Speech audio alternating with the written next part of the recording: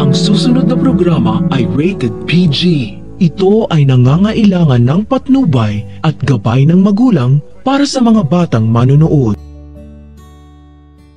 Ang buong akala ni Moira matatakasan na niya ang kasalanan niya kay Lolo Pepe dahil walang ebidensya na siya ang huling kasama at nagpahamak kay Lolo Pepe sa hotel.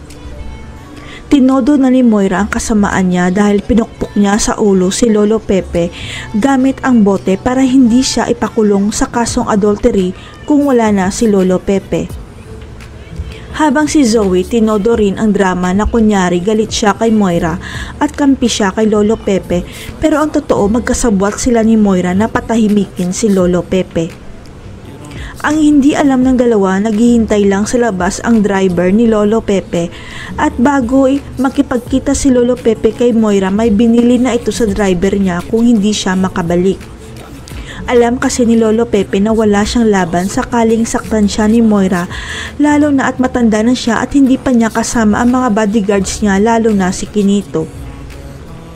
Pero nakipagkita pa rin si Lolo Pepe kay Moira dahil hindi na siya makapaghintay na kumprontahin si Moira tungkol sa DNA test na hindi totoong anak ni Ubeng, si Zoe. Abot langit ang galit ni Lolo Pepe dahil matagal na palang niloloko ni Moira si Ubeng dahil napilitan si Ubeng na pakasalan si Moira noon dahil siya daw ang ama ng dinadala niya.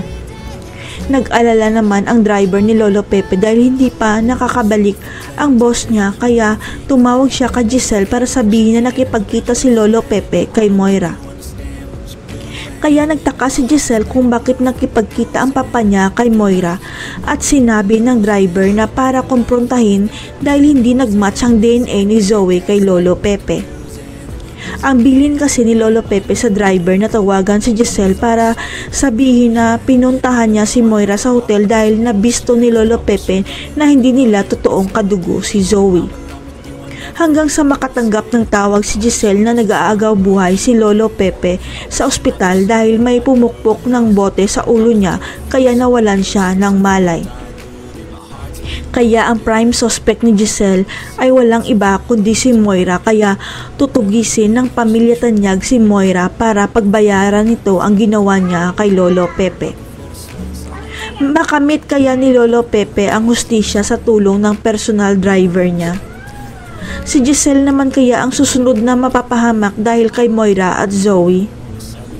Abangan.